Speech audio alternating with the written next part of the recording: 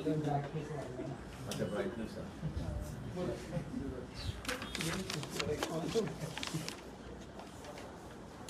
केंद्र शासनाने कोविड नंतर आपलं बजेट सादर केलेलं आहे। या सादर केलेल्या बजेट मधले जर आकडे आपण असायला पाहिले, रेव्हेन्यू रिसीट म्हणजे सरकारच्या तिजोरीमध्ये वेगवेगळ्या टॅक्सेस मार्फत जो पैसा येईल, निधी येईल, तो असणारा 1976 4 लाख करोड एवढे आहे। आणि रेव्हेन्यू एक्सपेंडिचर आपण असणारा बजेटमध्ये दाखवलाय, त्याच्या फिगर्स आपण बघितलं तर 34, 83, 23, 6 लाख करोड असा आहे। डेफिसिट जर आपण असणारा बघितला तर डेफिसिट हा असणारा 15,06,812 लाख करोड एवढा डेफिसिट आहे। इन टर्म्स ऑफ पर्सेंटेज आपण असणारा जर हे केलं तर 27% हा डेफिसिट आहे। 27% डेफिसिट कधीच बजेटमध्ये राहिलेला नाही। 3-4% डेफिसिटवरती नेहमी रेव्हेन्यू रिसीट आणि एक्सपेंडिचर हे आजपर्यंत खेळत राहिले, अशी असणारी परिस्थिती आहे। सगळ्यात महत्त्वाचा प्रश्न की कोविडच्या कालावधीमध्ये जे वेगवेगळे कामगार आहेत, व्हाईट कॉलर कामगार आहे, IT सेक्टर मधला असेल, बँकिंग मधला असेल, किंवा स्किल्ड आणि अनस्किल्ड कामगार असेल, किंवा सेल्फ एम्प्लॉयड कामगार जो आहे की ज्याला गिग म्हणून आता नवीन नाव देण्यात आलेलं आहे, हे सगळेजण व्हर्च्युअली कोविड काळामध्ये अनएम्प्लॉयड होते, अशी असणारी परिस्थिती आहे। यामध्ये सगळ्यात वाईट म्हटलं म्हणजे व्हाईट कॉलर ज्याला आपण संबोधतो, याची असणारी परिस्थिती आहे। फक्त ऑर्गनाइज सेक्टर जो आहे या व्हाईट कॉलर मधला तो सेव्ह झालाय, पण व्हाईट कॉलर मधला ज्याची ऑर्गनायझेशनच नाही पण व्हाईट कॉलर म्हणून जो घेतला जातोय, त्याची परिस्थिती अत्यंत वाईट आहे असं त्या ठिकाणी मी नमूद करतोय। याचं कारण की त्याला त्याच्या एम्प्लॉयरनी चॉईस दिला, कामावर जायचं आहे की घरी बसायचं आहे। तो म्हटला कामावरती यायचं असेल तर हा नवा पे पॅकेट आहे, या नव्या पे पॅकेटवरती तुम्ही जर काम करणार असाल तर तुमची इन सर्व्हिस कंटिन्यू होते, अन्यथा तुम्हाला असणारं कामावरनं काढल्या जातं, अशी असणारी परिस्थिती आहे। मोर दॅन 90% हा व्हाईट कॉलर मधला अनऑर्गनाइज्ड आहे, यांचा मोठ्या प्रमाणात असणारा पगार कापल्या गेलेल्या अशी परिस्थिती आहे। त्याच्यामुळे त्याची आता स्पेंडिंग कॅपॅसिटी ही कर्टेल झालेला आहे, हे आपण असणारा पहिल्यांदा लक्षात घेतलं। दुसरं ह्याच्यामध्ये आपण असणारा बघितलं तर कोविडच्या पिरियडमध्ये जे मे पर्यंत डिपॉझिट जे आहेत हे अचानकपणे वाढलेले आहेत। ते RBI म्हणते, आमच्या आकडेवारी नाही आहेत, RBI म्हणते, आणि वाढलेत किती तर 2.8 लाख करोड्सनी वाढलेले आहेत। आता हा डिपॉझिटचा जो निधी आहे तो ऑर्गनाइज सेक्टर मधला कामगार जो आहे, लॉकडाऊन मधला घरी बसला होता, इसेन्शियल आयटम वरतीच त्याचा खर्च होता, उरलेला त्यांनी सगळा पगार हा फिक्स मध्ये टाकून दिला, अशी असणारी परिस्थिती आहे। आणि म्हणून बँकेमधल्या डिपॉझिट वाढल्या, अशी असणारी परिस्थिती आहे। आणि त्याच कालावधीमध्ये आपण बघितलं तर बँकेकडून बॉरोइंग जे आहे हे 1.2 लाख करोड्सनी डिप झालेला आहे। म्हणजे बॉरोईंगच झालेलं नाही अशी असणारी परिस्थिती आहे. या सगळ्या बॅकग्राऊंडवरती एक अपेक्षा अशी होती की लोकांचा कॉन्फिडन्स वाढवण्याच्या दृष्टिकोनातून बजेटमध्ये प्रोव्हिजन केल्या जाईल अशी अपेक्षा होती. आणि दुसऱ्या बाजूला एम्प्लॉयमेंट जनरेशनचा एक भाग मोठ्या प्रमाणात होईल आणि तिसरा भाग जो आतापर्यंत बायर क्लास नाही आहे,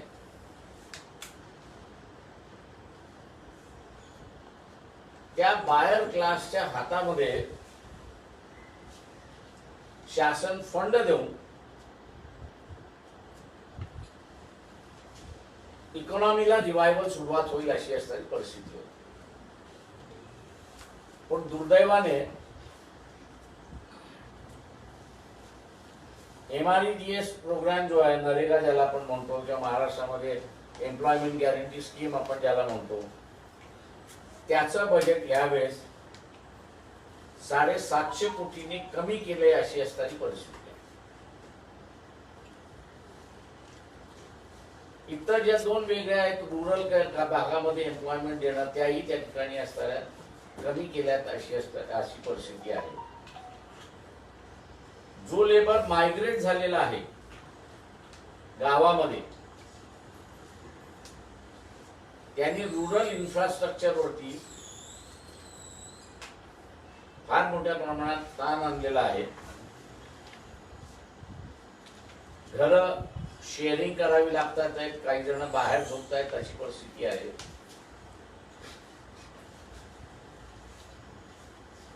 त्यांचं रॅशन कार्ड नसल्यामुळे नातेवाईकाच्या रॅशन कार्ड वरतीच त्यांना जगावं लागतंय अशी असणारी परिस्थिती आहे. आणि काम नसल्यामुळे त्याची अवलंबता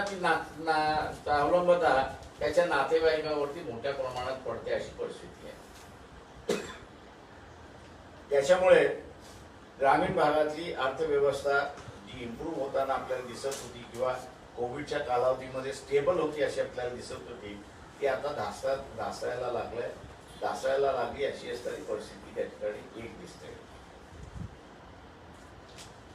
अनेक जण हे करतात की सेन्सेक्स अप झाले असं त्या ठिकाणी म्हणतात आणि त्याच्यामुळे दिस इज अ गुड बजेट.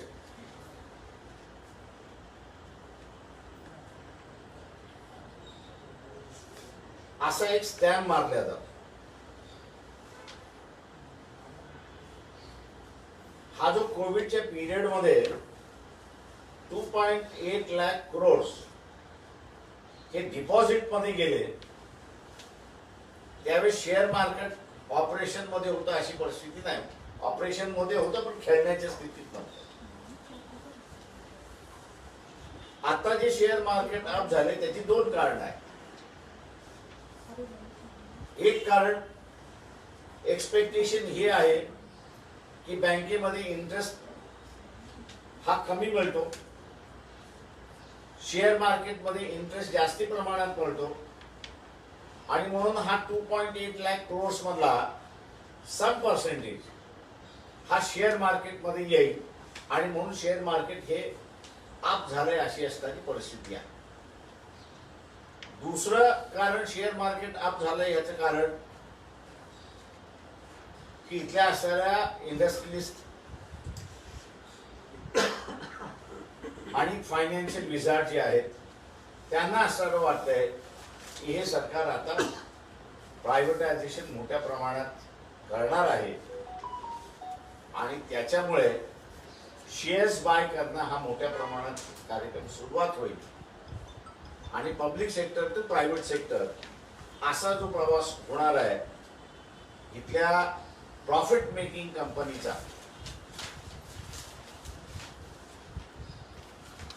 त्यामुळे हे मार्केट अप आहे अशी असणारी परिस्थिती आहे.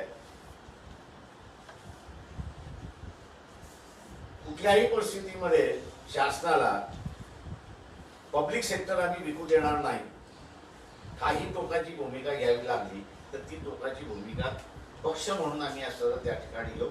लोकशाहीच्या माध्यमातूनच तो लढा आमचा असणारा उभा राहील हे आम्ही असं या ठिकाणी पहिल्यांदा जाहीर करतो. दुसरं आहे त्याच्यातला सगळ्यात महत्वाचं मला असं वाटतंय की इकॉनॉमिक सॉव्हरॅनिटी आणि पॉलिटिकल सॉव्हरॅनिटी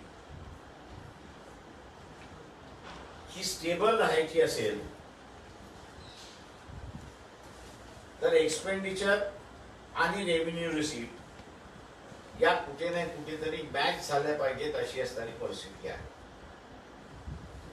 शासनाने जे 3 मार्ग सुचवलेले आहेत, पहिल्यांदा त्यांचा मार्ग आहे की इंटरनल बॉरोइंग हा त्यांचा मार्ग आहे. जी प्रेस नोट काढलेली आहे त्या प्रेस नोट मध्ये आम्ही असं त्या पिरियड मध्ये म्हटलेलं आहे, during the same period the banks liquidity increase by 4 lakh crores. म्हणजे बँकेकडे आज असताना 4 लाख लिक्विडिटी आधीच्या लिक्विडिटी पेक्षा जास्ती अशी परिस्थिती आहे. आता ही 4 लाखाची लिक्विडिटी आपण असताना 8 लाखाची लिक्विडिटी जरी बघितली आणि आरबीआयने लॉंग टर्म बॉन्ड्स काढून इंटरेस्ट फ्री बॉन्ड काढून पब्लिकली पैसा मॉपअप करायचा जरी प्रयत्न केला तरी 15,006,812 लाख crores एवढे जनरेट होणार का हा त्याच्यातला खरा प्रश्न आहे. इंटरनल बॉरोइंग मधनं हा एवढा जनरेट होऊ शकतो असं अजिबात कुठेही आतापर्यंत आरबीआयचे रिपोर्ट्स आपण बँकिंगशी लिंक अप केले तर एवढी लिक्विडिटी कधीही बँकेकडे राहिलेली नाही. किंवा आरबीआयने जे असताना दरवर्षी बॉन्ड्स विकलेले आहेत त्या बॉन्ड्स मधनं त्यांना 10% ची ह्याची लिक्विडिटी मिळाली आहे का तीही नाही अशी असणारी परिस्थिती आहे. त्याच्यामुळे बजेट जे सांगते की आम्ही असताना लोन बॉरोइंग करू हे मला मुळात नॉन फंक्शनेबल दिसते अशी असणारी परिस्थिती आहे. फार फार तर 1 लाख करोड ते उभं करू शकतात अशी असणारी परिस्थिती आहे. पण 1 लाख करोड केला तरी 14 लाख पूर्ण असणारं शिल्लक राहतात अशी असणारी परिस्थिती आहे. दुसरं त्यांनी असं या ठिकाणी म्हटलेलं आहे दॅट इज फॉरेन लोन आणि एफडीआय.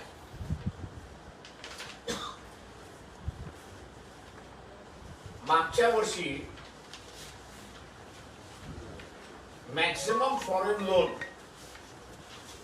आणि एफडीआयचं जे आहे त्याच्यामध्ये दी फर्स्ट कंट्री सिंगापूर,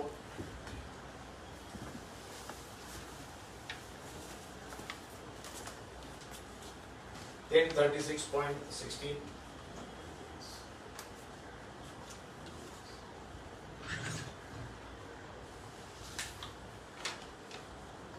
आता हे सगळे ऍड केले म्हणजे जेवढे दिलेले आहेत तेवढं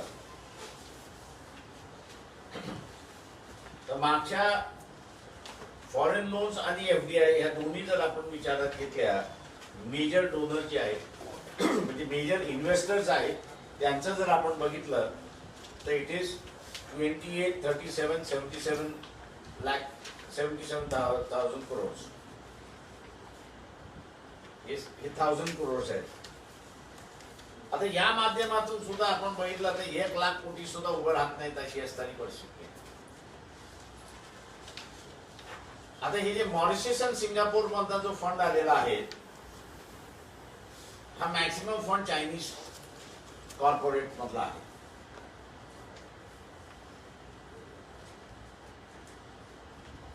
आणि आपल्याला माहित असेल की ऑन गोईंग जे टेन्शन चाललेलं आहे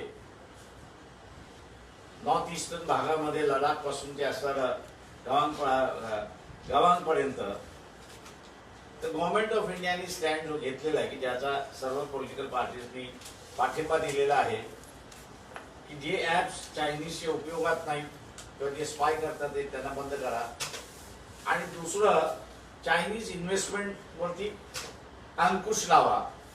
आता चायनीज अंकुश लावला तर मग मेजर इन्व्हेस्टर्स जे आहेत त्यांच्याकडून फंडिंगच येत नाही, इन्व्हेस्टमेंटच होत नाही. त्याच्यामुळे ह्या मार्गावरती सुद्धा स्वतःच्याच ओन पॉलिसीच्या माध्यमातून सरकारने आपले दरवाजे बंद केलेले आहेत.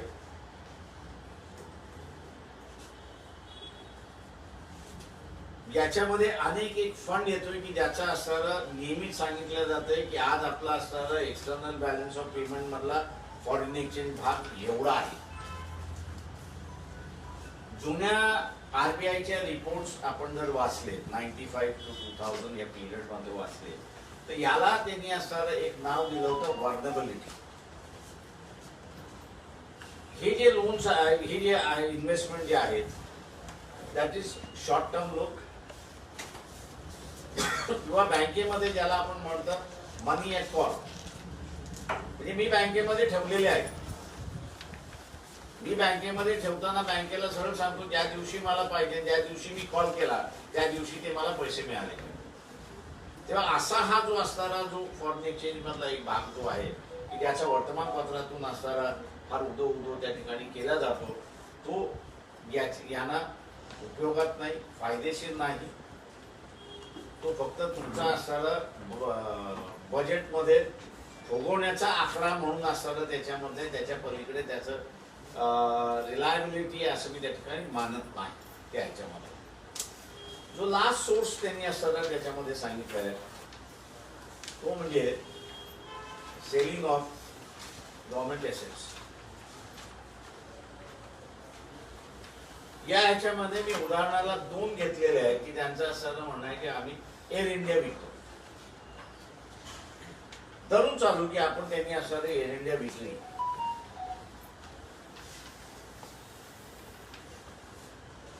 तर यांना एअर इंडिया विकल्यानंतर इन्कम येणार किती?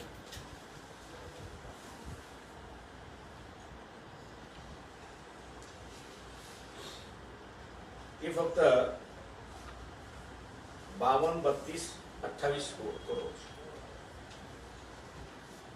52,000 5,23,288 crores एवढेच फक्त त्याच्यामध्ये मिळू शकतात.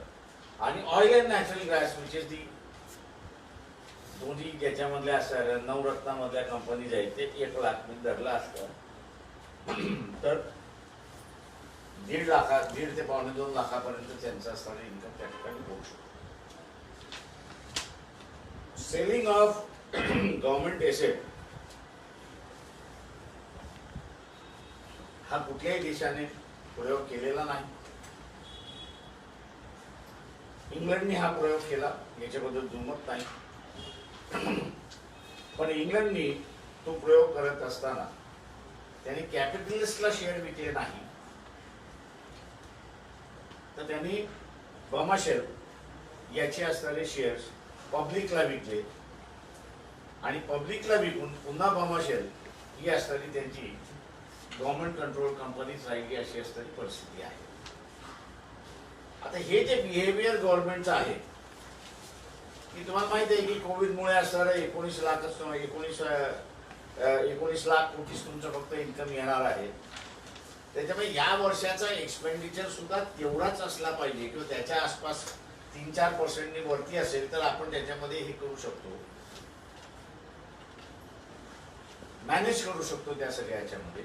पण ते न करता यांचं जे बिहेवियर आहे ते पूर्णपणे दारुड्याचं बिहेवियर.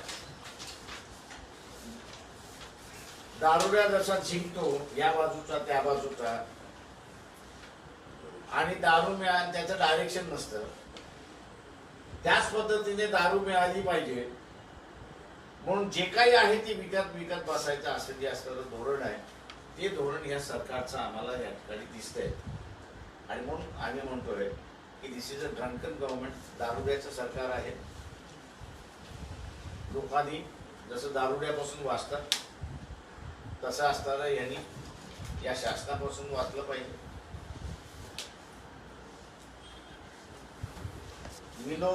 मी अजून विसरलेलो नाही. उकडा भात हा मी अजून विसरलेलो नाही.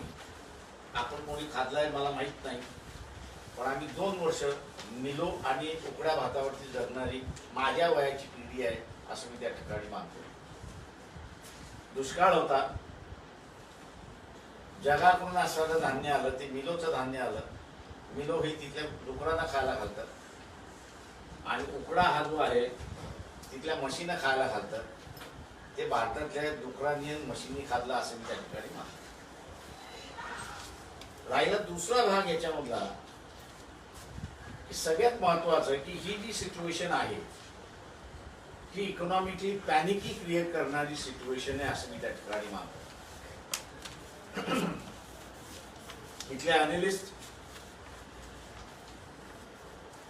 आणि त्याच्याच बरोबर लिखाण करणारे जे आहेत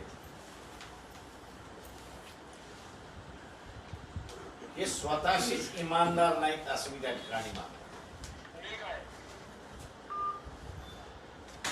ते बिलीव्ह एक गोष्ट करतात आहेत, पण दुर्दैवाने आपल्याला प्रॉसिक्यूट होऊ नये म्हणून प्रो गव्हर्नमेंट लिहितात आहेत अशी एक परिस्थिती आहे.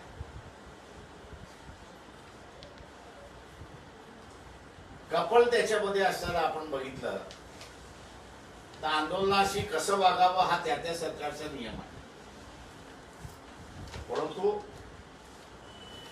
शेतकऱ्याच्या आंदोलनाला खलिस्तानाचं आंदोलन आहे असं जे वारंवार भासवलं जात आहे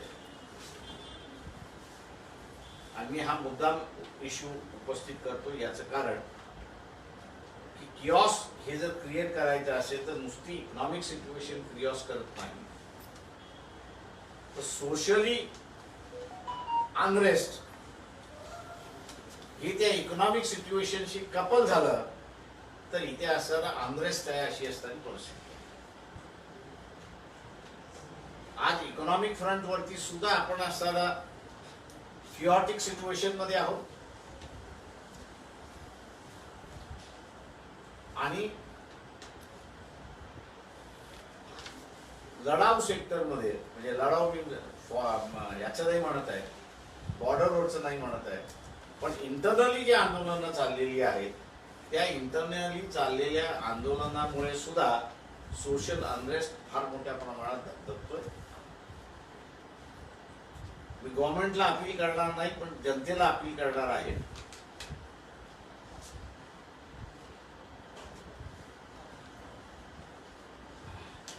या देशाची राजकीय आणि त्याच्याच बरोबर आर्थिक सार्वभौम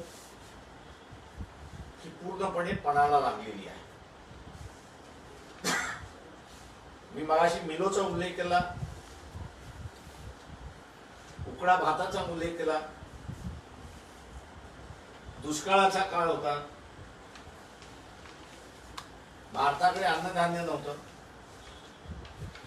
म्हणून जगातून अन्नधान्य विकत घ्यायचा प्रयत्न केला तेव्हा जगाने मिलो विकला आणि उकडा विकला अशी परिस्थिती. दुसरं जसं या ठिकाणी आमच्या नोटमध्ये असताना म्हटलेलं आहे की 90 साली चंद्रशेखर असताना एक्सटर्नल बॅलन्स ऑफ पेमेंट वरती आपण डिफॉल्ट झालो. म्हणजे जे काही इम्पोर्ट आपण केलं होतं डॉलर मध्ये पेमेंट द्यायचे होते, आपल्याकडे डॉलर पेमेंट साठी नव्हते. पण कोणीही डिफॉल्टर आहात म्हणून असा साधा उल्लेखही केला नाही. आणि तो उल्लेख केला नाही याचे एकमेव कारण आहे की शासनाकडे असताना जे पब्लिक सेक्टर आहे की जे लिक्विड सेक्टर आहे असं मी त्या ठिकाणी मानतोय, त्या लिक्विड सेक्टरची फायनान्शियल स्ट्रेंथ एवढी होती, एक जरी त्यांनी विकला असता तरी एक्सटर्नल बॅलन्स मधला जो काही डिफॉल्ट अमाऊंट होता तो डिफॉल्ट अमाऊंट पे करून गव्हर्नमेंट ऑफ इंडियाकडे शिल्लक राहिला असता अशी परिस्थिती होती. आणि म्हणून त्या काळामध्ये मनमोहन सिंगने रिझर्व्ह बँकेचं सोनं हे इंग्लंडमध्ये घेऊन गेले प्लेस केलं, पैसे उभे केले, ज्यांची देणी होती त्यांची देणी दिली आणि नंतरच्या कालावधीमध्ये इकॉनॉमी इम्प्रूव्ह केली. ज्यांच्याकडून कर्ज घेतलं होतं त्यांचं कर्ज परत केलं आणि पुन्हा सोनं भारतामध्ये परत आणलं अशी परिस्थिती आहे. याचं कारण काय होतं तर तुमच्याकडे असणारा पब्लिक सेक्टर हे प्रचंड प्रमाणात फायनान्शियल वायबल आहे अशी असणारी परिस्थिती आहे. आणि असे सगळे वायबल सेक्टर्स हे आता विकायला निघाले. मी इथल्या अर्थशास्त्रातल्या जे आव्हान करतोय की शासनाने जे 19 लाख कोटी स्वतःचा इन्कम म्हणून दाखवलेला आहे त्याच्यामध्ये सर्व पब्लिक सेक्टरचं मी म्हणत नाही, पण ज्या नवरत्न म्हणून असणाऱ्या याच्यामध्ये नोंदलेल्या आहेत त्यांचं किमान कॉन्ट्रीब्युशन 2 लाख कोटी आहे की नाही एवढं सांगा. मिनिमम कॉन्ट्रीब्युशन आहे 2 लाख कोटीचं असणारं या 19 लाखामध्ये त्यांचं असणारं कॉन्ट्रीब्युशन आहे. रफ फिगर्स मी असणारा देतो की नंतर त्यातला असणारा ऍक्च्युअल फिगर्स जे आहेत ते शेअर आपल्याशी या ठिकाणी करू शकतो. पण जे अर्थशास्त्रज्ञ आहेत त्यांनी याच्यावरती बोलावं असं आम्ही त्यांना आव्हान या ठिकाणी करतो, जेणेकरून जनतेला, तर का यापूर्वी कुठल्याही सरकारने म्हणजे भारतीय जनता पक्ष आणि RSS सरकारने सोडलं तर उरलेल्या कुठल्याही सरकारने पॉलिटिकल आणि इकॉनॉमिक सॉव्हरेनिटी हा पणाला लावला नाही. ते बजेटशी खेळत गेले, आकडेवारीशी खेळत गेले, पण या 2 गोष्टी त्यांनी असताना सोडल्या. आज आपल्याला असताना दिसतंय की भारतीय जनता पक्ष आणि RSS ज्यांचं गव्हर्नमेंट आहे ते आज पॉलिटिकल सॉव्हरेनिटी आणि इकॉनॉमिक सॉव्हरेनिटीशी खेळायला निघालेले आहेत. आणि त्यांचा हा खेळ आम्ही असताना मानतोय देशाच्या हिताचा नाही.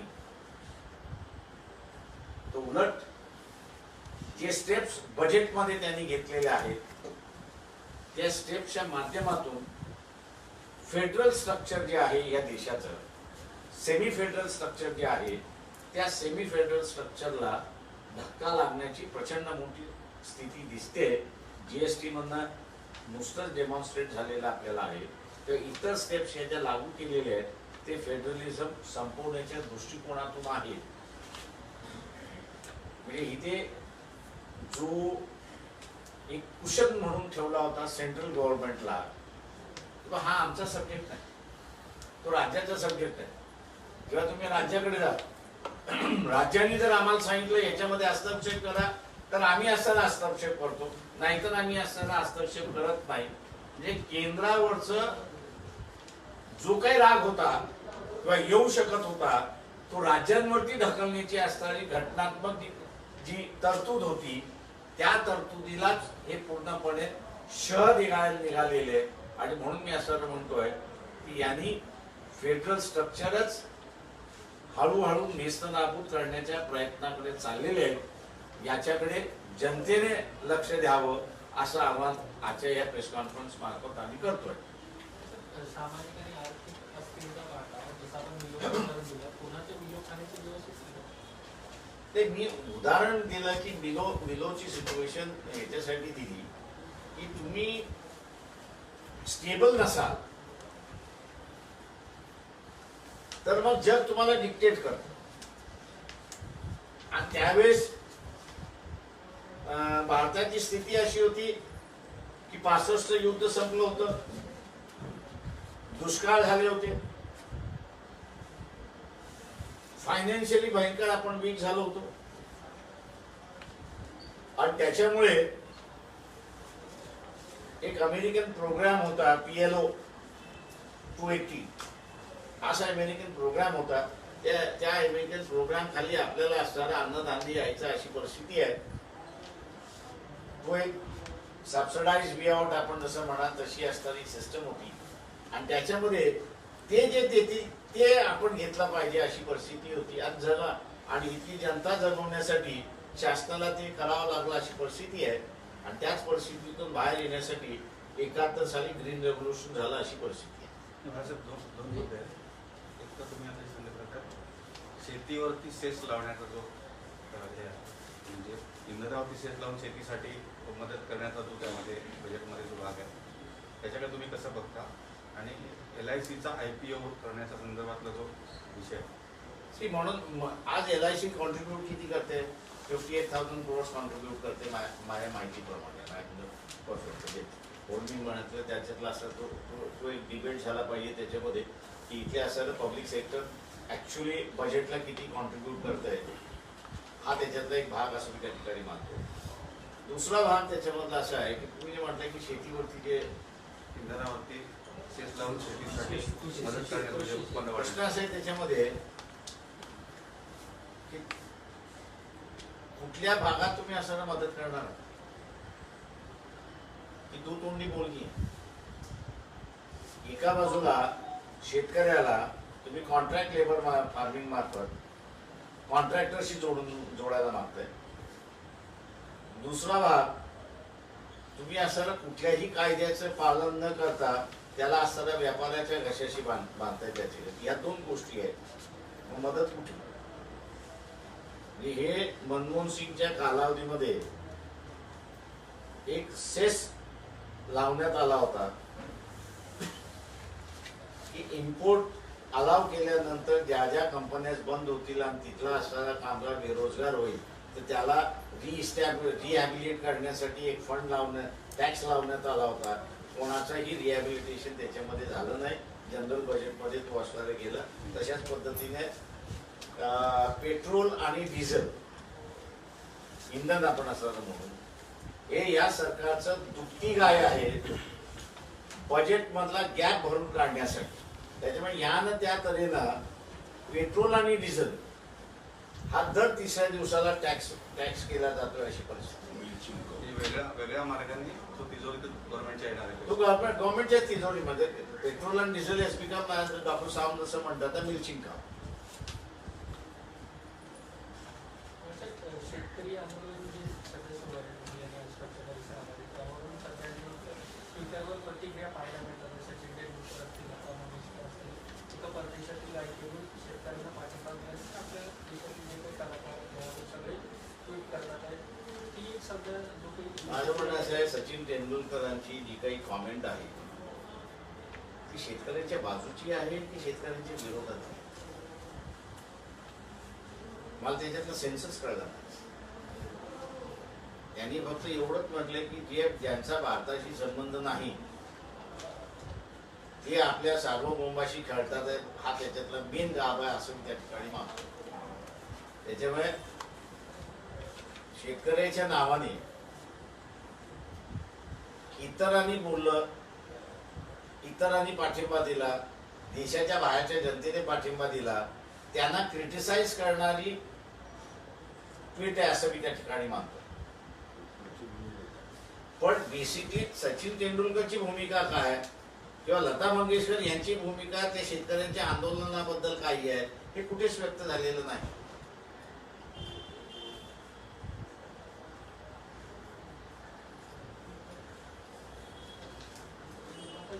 शेतकऱ्यांचं जे आंदोलन सुरू आहे किंवा आर्थिक अस्थिरता पण आता शेतकऱ्यांचं आंदोलन सुरू आहे, त्यामुळे स्वास्थ्य बिघडते, सामाजिक स्वास्थ्य बिघडते किंवा एक वेगळ्या याच्यावरती देश चाललेला आहे. किऑटिक सिच्युएशन आहे हे. आता युपीतला असणारा जो ट्रॅक्टर महिला बसलेली असताना त्यांच्यावरनं गेला, त्याला रिस्ट्रिक्ट काय करण्यात आलं की ते त्यांनी स्वतःहून केलेलं कृत्य आहे.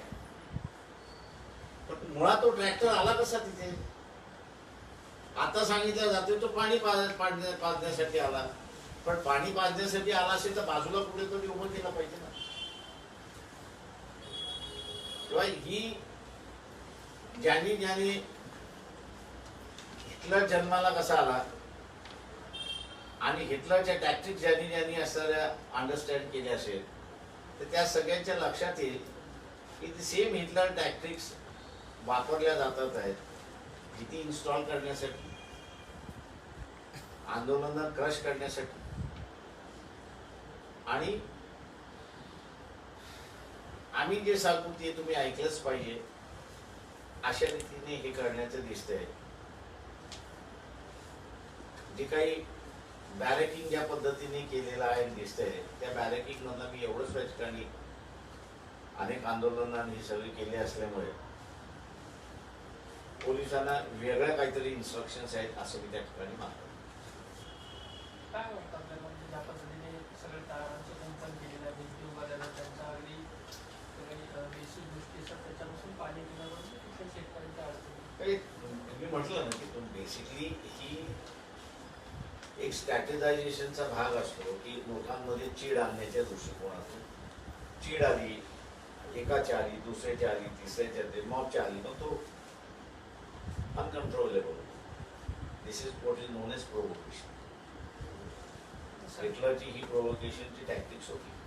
शेतकऱ्यांना भडकवणं, शेतकऱ्यांना भडकवण्याचं पोलिसांना ज्या पद्धतीने असं ट्रेनिंग दिलं जाते, टीव्ही बंद दाखवण्याच्या दृष्टिकोनातून, या सगळ्या त्याच भागात असतील त्या ठिकाणी. थँक्यू.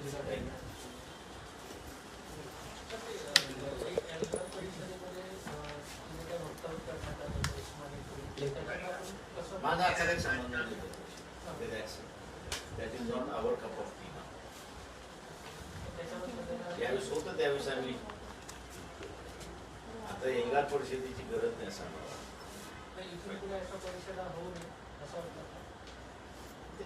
कोणी काही करू शकतो, तुम्ही कसं काही थांबू शकता कोणाला? तुम्ही त्याच्याशी संबंध ठेवायचा की न ठेवायचा हे तुम्ही ठरवू शकता.